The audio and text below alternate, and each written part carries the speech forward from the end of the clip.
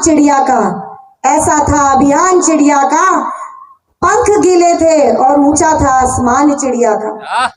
हिल रहे थे दरखत, हवा भी तेज थी, हिल रहे थे दरखत, हवा भी तेज थी, ये भी था इम्तिहान चिड़िया का। अकेली थी और तूफान जिद पे था, अकेली थी और तूफान जिद पे था, डगमगता रहा गुमान चिड़िया का। रेत के गुबार भी देखते रहे, रेत के गुबार भी देखते रहे, जारी था निर्माण चिड़िया का, जारी था निर्माण चिड़िया का। आप सभी धन्यवाद मलासी जी, आपकी इतने सुंदर उद्बोधन, इतने सुंदर शब्दों से मैं घबरा रही हूँ कि मैं कुछ गड़बड़ ना बोलूं। अंकल 1 मिनट लाइव चला रहा मैं ना, फिर करता हूँ। हमारे ये जो चुनावी रण शुरू हुआ है और आपके समक्ष मैं इस चुनाव में प्रत्याशी भारतीय जनता पार्टी के द्वारा पुनः बनाई गई हूँ और उसकी आज इस जनसभा में उपस्थित यहाँ पर मंचासीन अजयपाल रावत जी, हमारे एसपी सिंह भाई साहब, जिन्होंने बहुत सुंदर बात कही कि हमारे क्षेत्र को एक पार्क की आवश्यकता है।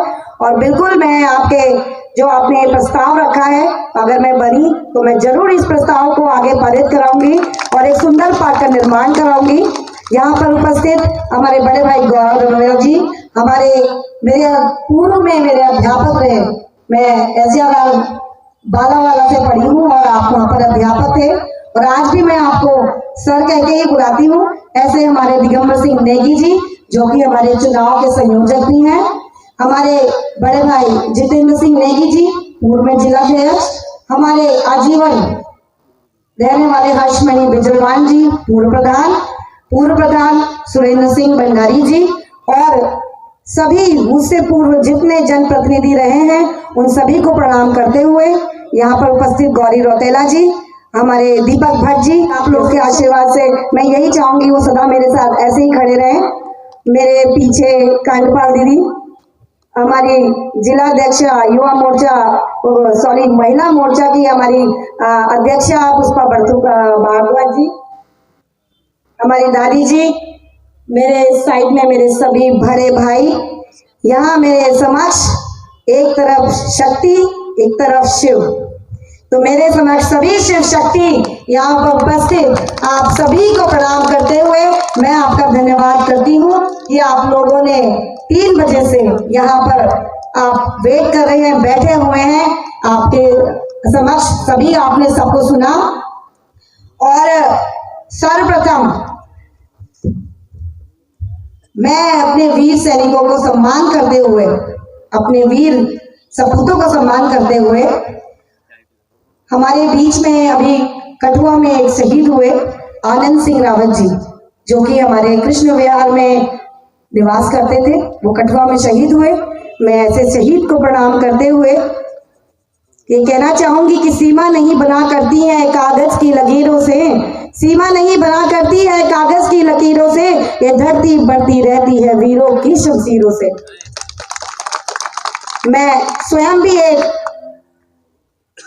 आर्मी वाले की बेटी हूँ, मेरे पिताश्री भी यहाँ उपस्थित हैं, और अगर एक एक्स आर्मी सरहद पर खड़ा हुआ है, सरहद पर हमारी रक्षा के लिए खड़ा हुआ है, तो उसके परिवार की सुख शांति के लिए, उसके परिवार की सम्मान के लिए और उसके परिवार की जरूरतों के लिए मैं भी इस सरहद पे खड़ी रही हूँ पूरे 6 साल।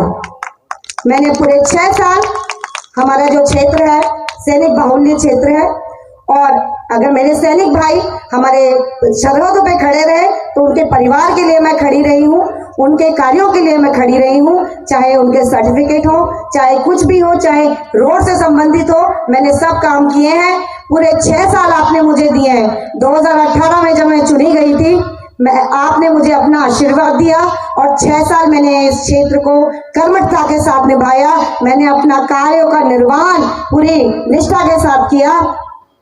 और क्षमा चाहूंगी, हमारे बीच में हमारे संजय चौहान जी भी है, भाई साहब, सभी को प्रणाम करती हूँ। मैं आपको थोड़ा बैक में लेके जाती हूँ, क्योंकि ऐसा होता है ना, जो चीज हमें मिल जाती है तो हम उसे याद नहीं करते। मैं इसलिए ले जा रही हूँ कि हम भले ही आलोचना करें, मुझसे पूर्व में भी जनप्रतिनिधि जो रहे हैं उन्होंने भी अपने कार्यकाल में काम किए हैं, उन्होंने भी अपना समय दिया है और जो विकास कार्य है कभी थमता नहीं है। मैं इसलिए ले जाना चाह रही हूँ कि जब मैं बनी थी उस समय सबसे बड़ी जो प्रॉब्लम थी मेरे क्षेत्र की वो थी पानी की समस्या।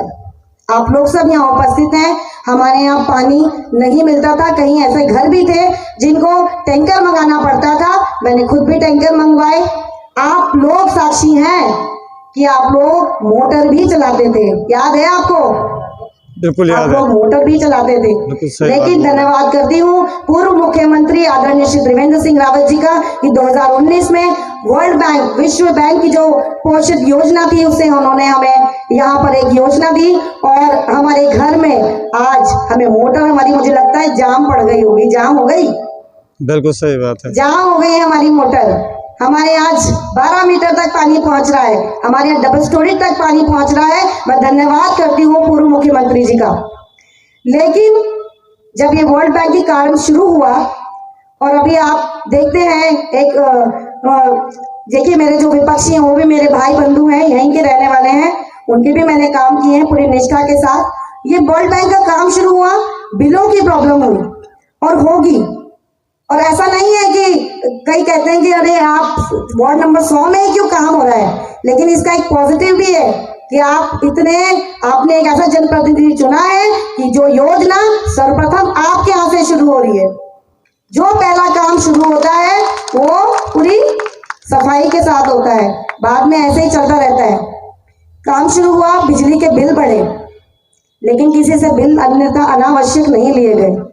आपके बिलों का संशोधन भी किया गया, कुछ बिलों का संशोधन हुआ और कुछ बिल रोके भी गए हैं और उनको भी संशोधित करेंगे। और मैं आपको वादा करती हूँ आपसे अनावश्यक बिल नहीं लिए जाएंगे। दूसरा, जैसा अभी मलासी जी बता रहे थे, स्वच्छता। आपने कस्तूरी मृग देखा है? हमने किसी ने भी नहीं देखा होगा, लेकिन कस्तूरी मृग जो होता है उसे स्वयं भी नहीं पता होता कि उसके पास कस्तूरी होती है। ऐसे ही आप लोग हैं, आपको स्वयं नहीं पता कि आप लोग कर क्या रहे।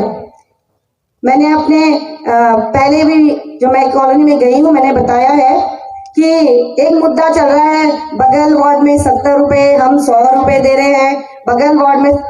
आप ये सोचिए, जब 2018 में हम लोग इस नगर निगम क्षेत्र से जुड़े थे तो मैंने भी अपने क्षेत्र के लिए बात रखी कि अब हम इतना बड़ा वार्ड है, बहुत लोग बस गए हैं, हम कई लोग हैं जिनके पास जगह है निस्तारण की, कई लोग हैं जिनके पास जानवर है, वो गीले कूड़े को जानवरों को देते हैं, अपना सूखा कूड़ा किसी तरीके से भी निस्तारित करते हैं।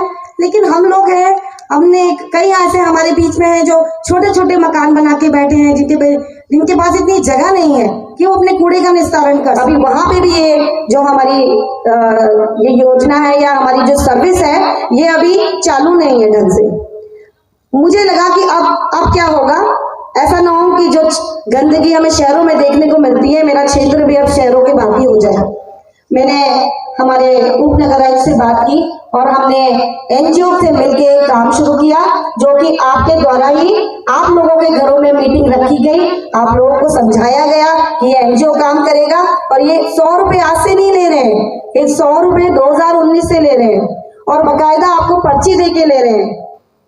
और अगर आपको पता होना चाहिए कि आप में और अन्य वार्डों में क्या डिफरेंस है। यही रीजन है कि आज इतना मुद्दा भी उठाया जाता है, लेकिन कभी क्षेत्र के ऐसा नहीं सुनने को मिलेगा, न्यूज़पेपर में ऐसा देखने को नहीं मिलेगा कि आपके क्षेत्र में भ्रष्टाचार हो रहा है या हमारे क्षेत्र के लोगों के साथ अनहोनी हो रही है और उनसे अनावश्यक पैसा लिया जा रहा है। आपने जब भी न्यूज़पेपर उठाया होगा, वार्ड नंबर 100 नथुआ वाला का नाम पड़ा होगा एक मॉडल के रूप में। लोग आज वार्ड नंबर 100 और वार्ड नंबर 100 में रहने वाले क्षेत्रवासियों की सराहना करते हैं। आप लोगों को बताते हैं कि देखिए, जाइए नथुआ वाला में, देख के आइए किस तरीके से वार्ड अपना कूड़ा जो है निस्तारण कर रहा है। ये छोटी समस्या नहीं है, आप बिल्कुल ये सोचिए, ये बहुत बड़ी समस्या है।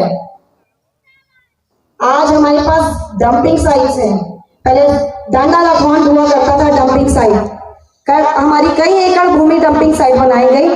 जब वहां लोगों का विरोध हुआ, लोग बसने लगे, तो जब लोग बसने लगेंगे तो विरोध करेंगे और वो फिर आपको शिफ्ट करनी पड़ी शीशमबाड़ा। आज शीशमबाड़ा की इतनी बुरी स्थिति हो गई है कि मुझे लगता है कि अगर हम अन्य जमीनें भी ली तो वो भी कम पड़ेगी।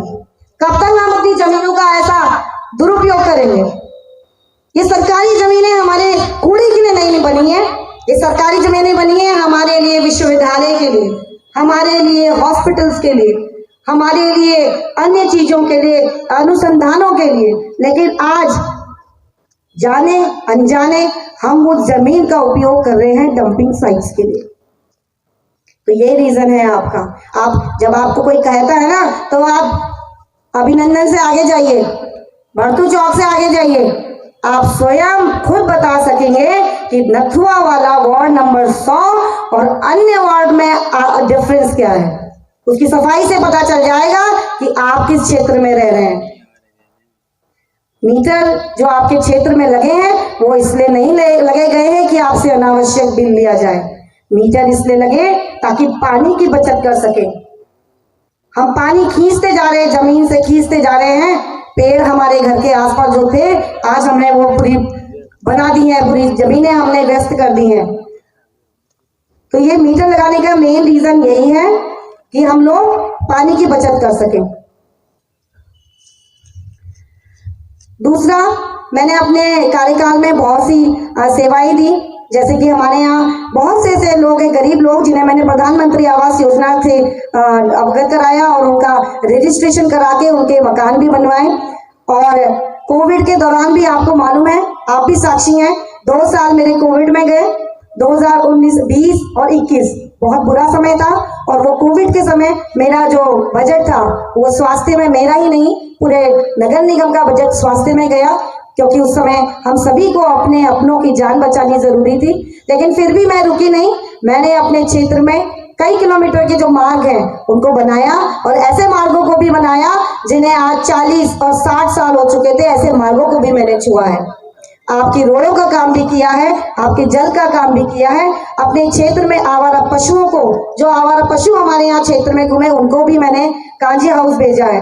आपके लिए तो एक परेशानी है, लेकिन जैसे जैसे हम डेवलप हो रहे हैं ना, वैसे वैसे हम लोग दयालु ना होके क्रूएल हो गए। हमारे अंदर खत्म हो चुका है। हम लोग गाय पालते तो हैं, दूध पीते हैं, जब वो गाय इस लायक नहीं रहती और जब उसे हमारी जरूरत होती है हम उसे बाहर छोड़ देते हैं। और तब याद आते हैं कि हमारे जनप्रतिनिधि कहाँ हैं, देखो इतने जानवर घूम रहे हैं। लेकिन उस समय कोई भी, हम गाय माता तो ढूंढते हैं उस टाइम पूजा करने के लिए, या जिस समय हम गाय दान करने के लिए गाय ढूंढते हैं, लेकिन जिस समय वो गाय घायल होती है एक व्यक्ति आगे नहीं आता है। इतना क्रूएल हमें नहीं होना है। और हमारे यहाँ मेरे चौक में मैंने 4 हाई मास्क लगाई। आप देखोगे गुजरवाली चौक, हमारे नीचे जो हमारा इंटर कॉलेज वाली रोड है, भट्टू चौक, दोनाली चौक, 4 हाई मास्क गोल्ड वाली लाइट लगवाई है मैंने अपने कार्यकाल में। विधायक निधि से मैंने एक यात्री शेड भी बनवाया है। विधायक निधि से मैंने अपने क्षेत्र में जितने हमारे मंदिर हैं उनमें हमने 3 शेड का निर्माण करवाया है। और हमारे जो इंटर कॉलेज है उसका भी जीर्णोद्धार मेरे द्वारा कराया गया है। देखिए, एक चीज और कहूंगी मैं, ये देवभूमि है, हम देवभूमि कहते हैं ना। हमारे लिए कुमाऊं के गोलू देवता भी उतने ही हमारे लिए पूजनीय है। हमारे जौन साहब की महासु देवता भी हमारे लिए उतने पूजनीय है। हमारे टिहरी के सुरकंडा देवी माँ कुंजापुरी भी उतनी पूजनीय है। पौड़ी के चौकलेश्वर महादेव भी उतने पूजनीय है। चमोली में बाबा रुद्रनाथ और बद्री केदार भी उतने पूजनीय है। लेकिन ये हमारे बीच में ये जहर घोलने वाले कौन है? आज लोग घर जाके पूछते हैं, आप कौन से गांव के हो? आप मेरे गांव के हो, आप पौड़ी के हो, आप चमोली के हो, आप टिहरी के हो, भाई आप उत्तराखंड के हो। सबसे पहले आप एक होना सीखिए। मैंने अपने कार्यकाल में यहाँ जितने व्यक्ति बैठे हैं, अगर मुझे कोई कह दे, मैंने उसे ये पूछ के बनाई हो उसकी रोड कि आप मेरे क्षेत्र के हो, आप मेरे रिश्तेदार हो, आप मेरे गांव के हो, तो आप बोले। कभी मैंने किसी से पूछा ये? नहीं। मेरे लिए आपकी परेशानी प्राथमिकता है, मेरे लिए प्राथमिकता नहीं है। और जो ये लोग क्षेत्रवाद, जातिवाद इस चीज के जहर को घोलते हैं, तो इनको अपने सबक सिखाना है, क्योंकि बटोगे तो कटोगे, बटोगे तो कटोगे। हम उत्तराखंड के हैं, हमें ये ध्यान होना चाहिए। हमसे कोई पूछे तो हमें पहले ये बोलिए चमोली के हो, कुमाऊं के हो, तो इससे बचिए, ये आपके लिए घातक है। और जैसा कि अभी मलासी जी भी कह रहे थे और मेरे बड़े ताऊ जी अजयपाल रावत जी भी कह रहे थे, नेगी जी भी कह रहे थे, मैं हमेशा आपके दुख की भागीदारी भी रही हूँ और सुख की भागीदारी भी रही हूँ। मैं सौभाग्यशाली समझती हूँ कि आपके घर में छोटा छोटा कार्य भी होता है तो आप मुझे निमंत्रण देते हैं, आप मुझे बुलाते हैं, मेरी राह भी देखते हैं कि तुम स्वाति आई नहीं, तुम्हें आना है। मुझे बहुत अच्छा लगता है। और ऐसा जनप्रतिनिधि चुनिए जो आपके बीच का हो, आपके दुख सुख का हो। 6 साल मैंने अपने कार्यकाल में गुजारे हैं, मैंने अपने कर्मठता के साथ अपने क्षेत्र को दिए हैं, तो मैं चाहती हूँ अगर एक दिन आप मेरे लिए दोगे तो 1825 दिन मैं आपके लिए खड़ी रहूंगी। नेतृत्व का मतलब ये नहीं है कि हम हुकूमत करें, नेतृत्व का मतलब है कि हमें सही रास्ता दिखाने वाला होना चाहिए। मैं सभी का धन्यवाद करती हूँ, आप सभी यहाँ पहुंचे। किसी कारणवश हमारे बीच में हमारे मेयर प्रतिनिधि हैं सौरभ थपलियाल जी, वो पहुंच नहीं पाए, और मैं विश्वास दिलाती हूँ सौरभ थपलियाल जी आपके बीच का व्यक्ति है, सौरभ थपलियाल जी आपके मंडल का व्यक्ति है, और सबसे जरूरी आपके नजदीक का व्यक्ति है। मौकमपुर में सौरभ थपलियाल जी का निवास है, एक युवा नेता है, एक युवा सोच है, और अगर आप भारी मतों से अपने मेयर को जिताओगे, अपने पार्षद को जिताओगे, तो निश्चित तौर पे विकास के कार्यों की जो गति है वो ट्रेन की भांति बढ़ेगी। आपने मुझे पहले भी आशीर्वाद दिया और इन 6 सालों में मैंने अपनी पूरी कोशिश की। मैंने अपने बजट से ही नहीं, अपने विधायक निधि के बजट से, अपने सांसद निधि के बजट से और अन्य जहां से मैं बजट ला सकी, मैंने अपने क्षेत्र में काम किया है। और उस काम के साक्षी हैं मेरे बोर्ड, उस काम के साक्षी हैं आप, उस काम के साक्षी हैं वो मार्ग जो मैंने बनाए हैं। वो गवाही देते हैं कि स्वाति डोभाल बैठी नहीं, स्वाति डोभाल खड़ी रही। और मैं विश्वास दिलाती हूँ कि आप निश्चित तौर पे अगर मुझे जिताएंगे, मुझे अपना आशीर्वाद देंगे, तो मैं आपको निराश नहीं करूंगी। मैं क्षमा चाहती हूँ अगर कोई नाराज है, अगर किसी का मार्ग नहीं बन पाया, तो लेकिन मुझे एक विश्वास भी होगा कि उसको ये विश्वास होना चाहिए कि मेरे बगल वाले का अगर मार्ग, मेरे बगल वाले की समस्याओं का निर्वहन अगर इस जनप्रतिनिधि ने किया है, तो मेरा नंबर भी अवश्य आएगा। हमारे बीच में हमारे बहुत ही लोकप्रिय विधायक आदरणीय श्री बृजभूषण गैरोला जी हमारे बीच उपस्थित हुए। एक करबद्ध ध्वनि से, एक तालियों की गड़गड़ाहट से आप लोग उनका स्वागत करें। बृजभूषण गैरोला जी एक ऐसे व्यक्ति हैं, मेरे लिए एक ऐसे बड़े भाई हैं, जो बड़े भाई की भांति अपने हमारे खड़े हैं। वाले क्षेत्र के विधायक श्री बृजभूषण गैरोला जी हमारे बीच में उपस्थित किया, उन प्रस्तावों को और पहली प्राथमिकता भी दी। और जैसे कि प्राथमिकता में सॉन्ग, जो कि एक कटान के कारण जिसमें पुस्ता लगाया गया, 4 करोड़ का पुस्ता, और ढांग जो मेरी सबसे मुख्य मार्ग थी, सभी का बहुत बहुत धन्यवाद करते हुए मैं आपको प्रणाम करती हूँ और आपसे आशा करती हूँ, निवेदन करती हूँ कि 23 तारीख को मत देने जरूर पहुंचे। ये बैलेट वाले हैं, आपको पेपर में मोहर लगा के मत देना है, बटन वाले नहीं है, और आधार कार्ड अपना लेके आना है, अपना कोई भी आईडी आप लेके आ सकते हैं।